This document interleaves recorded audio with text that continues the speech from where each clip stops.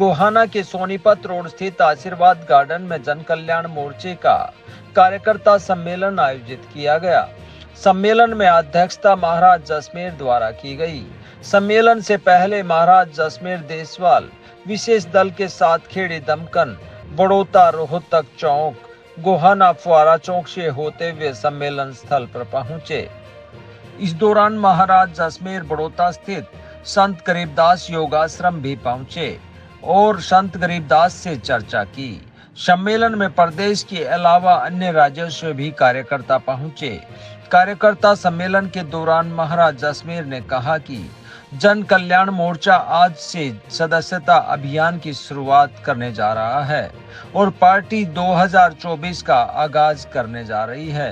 उन्होंने कहा कि सारी की सारी पार्टियां जनता को बरगलाने का काम करती हैं, केवल अपनी पार्टी को बचाने की योजनाएं बनाती हैं, जबकि जन कल्याण पार्टी जनता के कल्याण के लिए काम करेगी। लोगों के लिए टोल टैक्स फ्री कराएगी, बिजली को सस्ते भाव में लोगों को उपलब्ध करवाएगी और जो भी आम लोगों की परेशानी है उनकी परेशानियों को दूर करेगी। पार्टी जन कल्याण पर विशेष काम करेगी। 2024 के चुनाव में जन कल्याण पार्टी सरकार बनाएगी, जिसमें सभी लोगों का सहयोग जरूरी है। उन्होंने कहा कि कुछ अरसे पहले कांग्रेस सत्ता में थी, तब भाजपा के कार्यकर्ता अर्धनंगन होकर सड़कों पर उतरकर फसलों का एमएसपी देने के लिए प्रदर्शन करते थे। उस समय कांग्रेस कहती थी कि एमएसपी लागू नहीं हो सकता है। अब लगभग 9 साल से भाजपा सत्ता में है और विपक्ष में कांग्रेस द्वारा भी वही मांग दोहराई जा रही है। अब भाजपाई कह रहे हैं कि एमएसपी लागू नहीं हो सकता। ऐसा ही काम दोनों पार्टियां महंगाई, रोजगार, पेट्रोल, डीजल व रसोई गैस के लिए करती आई हैं। मोर्चा में रणबीर डबास को दिल्ली, भीम सिंह कासनिया को राजस्थान और राजेंद्र देसवाल को हरियाणा का प्रभारी नियुक्त किया गया।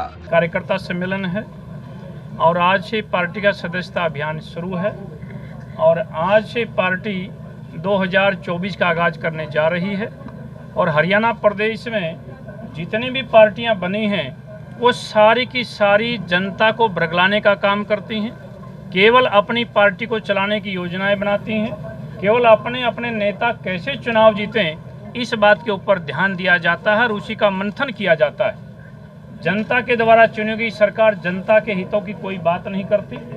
जनता के लिए कोई भी कार्य उस तरह का नहीं होता जिससे जनता को आगे बढ़ने का अवसर मिले। इसलिए जनता कल्याण मोर्चा बना है और जनता कल्याण मोर्चा आज से 2024 का आगाज कर रहा है। हमारी पार्टी के मुख्य एजेंडे वो रहेंगे जो जनता को रोजाना परेशान करते हैं, दुखी करते हैं। हमने उसमें लिया है खंभों पर लगे मीटर को हटाएंगे, हम टोल को भी हटाएंगे, हम शिक्षा को मुफ्त करेंगे, हम स्वास्थ्य का सारा इलाज भी मुफ्त करेंगे जिससे जनता को राहत मिले। कौन सी पार्टी कर चुकी है? किस पार्टी ने मीटर हटाया? टोल हटाओ। ये किसने टोल हटाया बताओ? मुद्दे हैं बाबा जी। नहीं हटाया किसने? आपका क्या अलग मुद्दा? किसका मुद्दा बताइए? टोल कौन सी पार्टी करी बताइए? मुझे बताओ कि वो पार्टी टोल हटाना चाहती है, बताइए। कांग्रेस ने टोल लगाया है, बीजेपी उसको बढ़ा रही है, बताइए ना। स्वास्थ्य बताइए, कहाँ स्वास्थ्य है? लाखों रुपया लग जाता है। प्राइवेट मेडिकल बने हुए हैं, घर बिक जाते हैं, जमीन बिक जाती है, कोई घर में बीमारी जब आ जाती है तो ये सब कहने की बातें हैं, लेकिन असल जो बात होती है उस पर कोई कार्य नहीं करना चाहता है। जनता कल्याण मोर्चा चाहता है इलाज चाहे आप सरकारी में कराओ चाहे प्राइवेट में कराओ, उसका सारा खर्च सरकार को पे करना चाहिए।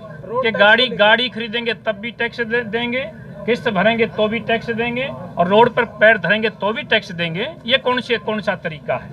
ये कोई तरीका नहीं है। ये ना जन्मसिद्ध अधिकार आता है। आप रास्ता रोकने की कौन सा कानून बनाया जाता है? ना सामाजिकता की बात है, ना ये राजनीतिकता की बात है, ना ये आर्थिकता की बात है। ये कोई बात ठीक नहीं है। ई टेंडरिंग पूरी तरह से गांव को पिछाड़ने के लिए बनाया गया है, गांव में विकास ना हो इसलिए बनाया गया है और गांव का लोकतंत्र खत्म हो जाए इसलिए बनाया गया है, गांव के राजा को रंक बना दिया जाए इसलिए बनाया गया है। जनता कल्याण मोर्चा ई टेंडरिंग को पूरी तरह से सरकार बनने पर भंग करेगा और सरपंच को 50,000 रुपये तनख्वाह, सरकारी गाड़ी और 1 करोड़ रुपया सालाना बजट देने का काम करेगा। कांग्रेस पार्टी, ये दोनों पार्टियां एक हैं, कांग्रेस भी और बीजेपी भी। आप किस किस की बात करेंगे? सभी लोग जब सत्ता में होते हैं तब अलग बात करते हैं, जब बाहर होते हैं तब अलग बात करते हैं। दोनों सरकारें जब बनती हैं तो जनता को बरगलाने का काम करते हैं, जनता को लूटने का काम करते हैं, टैक्स लगाने का काम करते हैं। ये दोनों पार्टियां एक हैं। अभी मैं स्पीच दूंगा तब बताऊंगा, इस बात को उदाहरण के साथ दूंगा, प्रमाण के साथ दूंगा। हाँ, तो मैं वही तो कह रहा हूँ कि कांग्रेस ने जैसा किया आप भुगत रहे हैं, अब बीजेपी कर रही है तो वो भी भुगतेगी। पार्टियों में रहने वाले लोग तो पार्टी की बात करते हैं, लेकिन जनता को पता चलता है। क्या आपको मालूम है कि बेटियों के साथ कैसा व्यवहार होता है? आपको नहीं मालूम क्या? आप लोगों ने कभी आवाज़ नहीं उठाई है।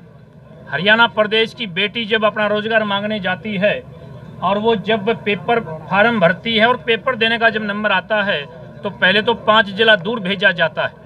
अगर किसी बेटी का संयोग से अगर भाई ना हो तो, दुर्भाग्य से अगर पिता का भी साया उठ गया हो तो कौन जाएगा 5वें जिले में? और उसके बाद आपको मालूम है बहुत बड़ी बेइज्जती बेटियों की होती है। ये सबकी जिम्मेदारी बनती है, आपकी भी बनती है। आपने आज तक आवाज़ नहीं उठाई है। जब बेटी पेपर देने जाती है उसके नाक का निकलवा जाता है, कान का निकलवा जाता है, मंगलसूत्र निकलवा जाता है। इससे क्या संबंध है भाई? आप बताइए, इससे नकल का क्या संबंध है? चूड़ियाँ उतरवाई जाती हैं। एक बेटी की शादी थी, उसका कंगन उतरवाया गया। और यहाँ तक नहीं रुकते हैं, बेटी पढ़ाओ बेटी बचाओ बेटी बढ़ाओ की जो बात आप कर रहे हैं, वो चुन्नी उतरवा के रख लेते तब पेपर में बैठने देते। अगर सर्दी हो तो सर्दी के कपड़े उतरवा लिए जाते। ये कौन सा बेटी बढ़ाने का तरीका? बेटी रोती आती है। जनता कल्याण मोर्चा की सरकार बनेगी और बेटी अपने जिले में पेपर देगी, किसी कोई मजाल नहीं, चुन्नी तक हाथ ले जाएगा, गले और कान तक ले जाएगा। पूरे हरियाणा प्रदेश के हमारे कार्यकर्ता आ रहे हैं। अभी कम से कम भी 400 गाड़ियां गोहाना के नज़दीक पहुंची। कार्यकर्ताओं की पब्लिक मीटिंग नहीं है, हमारी रैली नहीं है, हमारे कार्यकर्ता मीटिंग है। अभी सारे आपके सामने आएंगे, सारे बोलेंगे, सारे हर हल्के से लोग आएंगे चारों तरफ से। जगत महान न्यूज के लिए सारिका नरवाल के साथ तेजवीर सिंह की रिपोर्ट।